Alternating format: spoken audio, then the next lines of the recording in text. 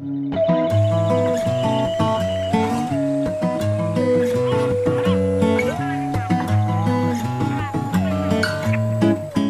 un primer momento quisiera identificar algunas tendencias globales de la inversión minera. Siempre cuando uno habla de minería es interesante ver qué está pasando en el escenario más global.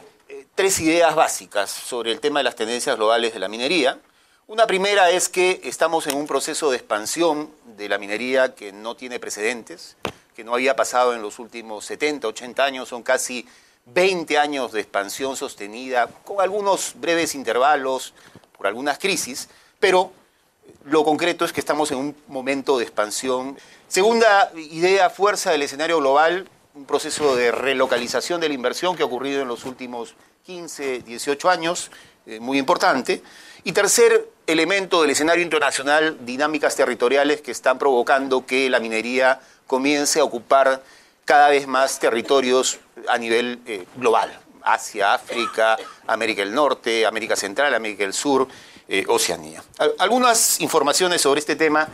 Este primer gráfico muestra cómo se han movido los gastos de inversión en exploración, que es un indicador interesante. Como pueden ver, ha habido un crecimiento sostenido, más o menos desde el año 2002, 2003, que ha sido bien importante, que llegó a un pico en el 2008, y que después en el 2009, como consecuencia de la crisis, tiene una caída, pero que rápidamente el 2010, son las últimas cifras consolidadas, se ha recuperado casi a los niveles previos a la crisis. Y todo indica que este año va a superar largamente el nivel, ¿no? Segundo dato interesante, en esta lógica de relocalización de la inversión, América Latina hoy en día es la principal región que está captando los flujos de inversión. El 27% de todo lo que se invierte en minería viene a América Latina. A comienzos de la década del 90, América Latina apenas recibía el 10 o el 12%. Ha habido un posicionamiento de la región muy claro en los últimos años.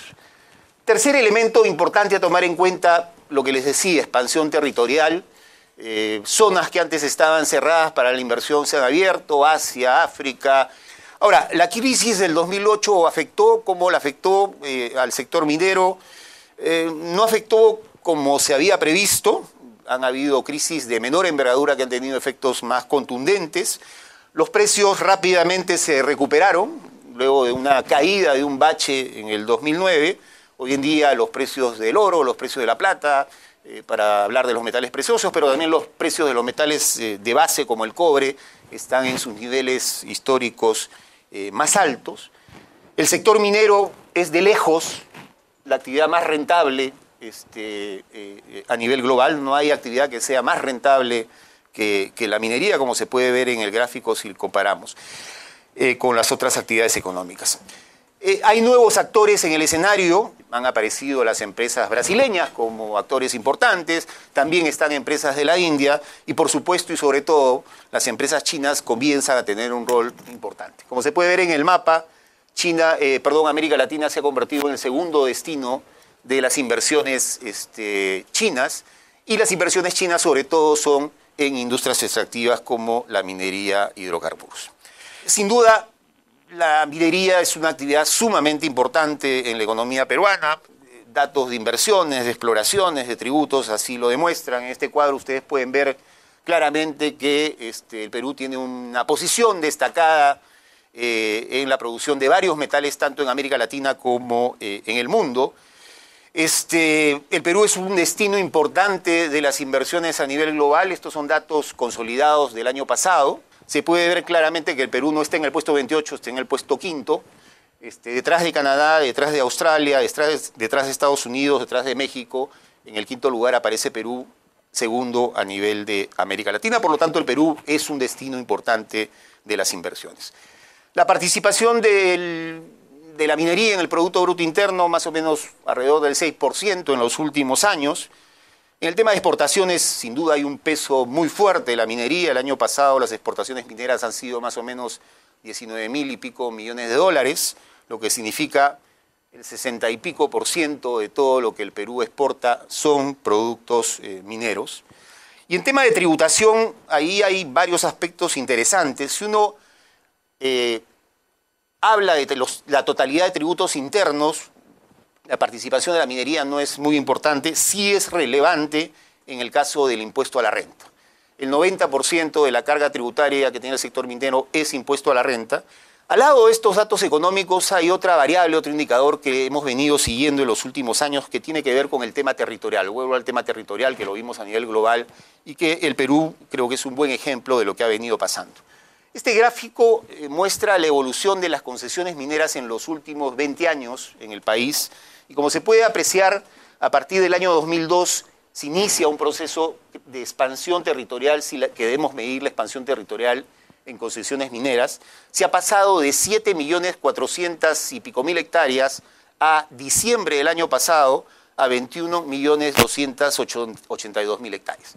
Estamos en el proceso de mayor expansión sostenida y hemos llegado a un nivel donde la expansión territorial es el pico, es el máximo histórico que se ha registrado en el país. Y si juntamos minería y hidrocarburos, minería a la izquierda, hidrocarburos a la derecha, ustedes pueden tener una idea hasta qué punto, digamos, el territorio del país está ocupado por concesiones mineras o lotes de hidrocarburos. Por supuesto, estoy hablando de concesiones mineras, no estoy diciendo que todas las concesiones se vayan a convertir en una gran mina, pero es un indicador de cómo se está moviendo la actividad minera. Es interesante también ver por regiones qué es lo que está pasando, porque hay algunos cambios interesantes. Si yo les mostrase este cuadro, hace algunos 7 años Cajamarca era la principal región concesionada, hoy en día es Arequipa, la región que tiene más concesiones, en segundo lugar está Puno, en el sur andino, Puno, Cusco, Apurímac, Arequipa está viendo un dinamismo muy fuerte, en tercer lugar aparece Cajamarca y bueno, después aparecen varias otras regiones. En general en todo el país está habiendo un movimiento muy fuerte de las concesiones mineras. Este tema del crecimiento y la expansión territorial de la minería, sin duda, es uno de los aspectos básicos que explican, digamos, el nivel de conflictividad vinculado al sector minero. La Defensoría del Pueblo nos recuerda todos los meses que el Perú se ha convertido en un país donde la principal fuente de conflictos sociales responde a esta categoría que utiliza la Defensoría de conflictos socioambientales. La mitad de los conflictos sociales son conflictos socioambientales, y más o menos el 70% de esos conflictos son conflictos mineros, el 10% son hidrocarburos, es decir, entre minería y hidrocarburos tenemos aproximadamente el 80% de los conflictos socioambientales. Una primera pregunta clave es si es posible que la minería pueda crecer 20, 30, 40 años bajo las mismas reglas de juego como algunos pretenden. Y intentando iniciar una respuesta frente a esta pregunta, yo creo que no. Lo concreto es que hay fuertes tensiones, que hay nudos críticos en materia de gobernabilidad que el país tiene que resolver. Sin embargo, el proyecto de la industria minera, de la Sociedad Nacional de Minería, de un gobierno como el actual, y vamos a ver qué pasa con el siguiente, es que la minería siga creciendo. Hay una larga lista de proyectos mineros, son casi 41.000 millones de dólares anunciados en proyectos mineros y por supuesto la apuesta es que la minería siga creciendo a tasas sostenidas. Y en este escenario es donde se incorpora esta reflexión sobre los escenarios posibles de transición, si seguimos mirando lo que está pasando y no hacemos nada, o si comenzamos a pensar en escenarios posibles alternativos de transición y comenzamos a hablar, por ejemplo, de este tema del post-extractivismo para un país que es profundamente extractivista. Se están identificando por lo menos 3 situaciones muy características sobre las cuales deberían comenzar a girar los escenarios de transición. Una primera, no sé si llamarla categoría, es la del extractivismo depredador, que sin duda es el caso peruano, ¿no? En la región tenemos la particularidad que hay 2 escenarios de extractivismo depredador bien marcados. Un escenario, digamos, de extractivismo consenso de Washington, profundamente transnacional, neoliberal, donde, digamos, los portaestandartes de este escenario es Perú y Colombia, ¿no? Con una vocación de profundizar el modelo, el esquema extractivista, bajo modalidades verticales, autoritarias, pero la idea es profundizar. Pero no es lo único que existe en la región. También tenemos el escenario de un extractivismo populista, neoextractivista, algunos lo llaman, sin embargo hay antecedentes históricos, no es tan neo. Velasco en el Perú fue algo de esto, donde se apuesta por un esquema de control de la renta minera y petrolera para redistribuirla bajo un rol más importante del Estado. Y ahí el ejemplo, sin duda, es Venezuela, es Bolivia, es Ecuador, Correa, con algunos matices entre estos países. En ambos casos, con graves problemas sociales, con graves problemas ambientales, con graves problemas con poblaciones indígenas, con poblaciones rurales. El gran reto es cómo empezamos a transitar de este escenario de extractivismo depredador a un segundo momento, creo que el nombre es creación de Carlos Bunge, de lo que Carlos ha denominado como extractivismo sensato. ¿Cuáles serían estos pasos y estos escenarios de transición de un extractivismo depredador a un extractivismo sensato? Y la idea es partir de algunas ideas fuerza muy claras y muy marcadas. Una de esas ideas es que es evidente que las bases del crecimiento extractivo se han agotado en términos democráticos y se ha convertido en un crecimiento cada vez más agresivo, cada vez más autoritario, cada vez más vertical, cada vez más centralista, que se esconde, según el país, bajo algunos discursos amigables, como es el discurso de la responsabilidad social empresarial, o como en otros países puede ser el discurso redistributivo. Volviendo al caso peruano y en este escenario de extractivismo sensato, una primera gran tarea sería cómo recuperamos Estado. Este es un mapa creado, elaborado por el PNUD. El PNUD ha creado un índice que es bien interesante, que es el índice de densidad del Estado, que trata de medir dónde está presente el Estado y dónde no está presente el Estado. Los colores, este color medio rojo y granate, son las zonas donde hay mayor presencia, donde hay mayor densidad del Estado, y el color verde oscuro es donde no está el Estado, y los colores intermedios, las situaciones medias bajas o medias altas. Lo concreto es que si uno cruza este mapa de densidad del Estado con el mapa de las industrias extractivas, la primera conclusión es que allí donde hay minería, allí donde hay hidrocarburos, no hay presencia del Estado. Entonces, por lo tanto, una primera gran tarea, un primer gran reto es cómo recuperamos presencia del Estado. Y bueno, las organizaciones de este evento, creo yo, han hecho un esfuerzo interesante para proponer una agenda mínima que apunta, creo yo, desde mi interpretación, a una lógica de extractivismo sensato, que plantea, por ejemplo, una ley de consulta previa libre informada, que plantea discutir en serio dónde sí, dónde no debería haber actividad minera, el tema del ordenamiento territorial, la zonificación económica ecológica, la necesidad de ordenar el uso de nuestro territorio es una perspectiva sustentable, que se evalúe rigurosamente la viabilidad socioambiental de las políticas de promoción de la inversión, que terminemos de construir finalmente una autoridad ambiental realmente independiente y autónoma y no como la que tenemos que está pintada en la pared, que se pague el impuesto a las sobreganancias.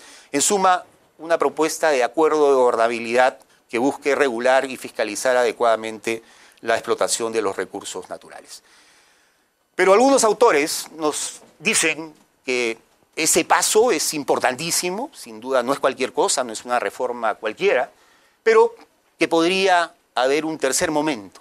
Y se comienza a hablar también del escenario de un extractivismo indispensable, o un escenario post-extractivista, que no quiere decir cero extractivismo, siempre es bueno precisarlo, y que igualmente parte de discutir y romper algunos paradigmas, por supuesto el paradigma de la autorregulación privada, el paradigma del crecimiento ilimitado, que sin duda es un tema colocado en el debate, estamos creciendo, seguimos creciendo, y además podemos seguir creciendo explotando recursos que no son renovables, todo este debate sobre el tema del crecimiento ilimitado.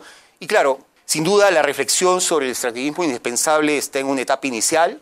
Hay pistas interesantes, hay algunas iniciativas interesantes, como por ejemplo, ahí ubico yo la iniciativa del Yasuní en Ecuador, esta iniciativa por la cual Ecuador le dice al mundo: el Parque del Yasuní es una importante reserva de biosfera, es una zona de mega diversidad, yo me ofrezco a proteger esa zona, porque además en esa zona, debajo de esta extraordinaria reserva de biosfera, hay nada menos que 850 millones de barriles de crudo. Y el Ecuador le dice al mundo: me comprometo a no extraer ese petróleo, conservar este parque nacional a cambio de un fideicomiso que Ecuador debería recibir de la comunidad internacional.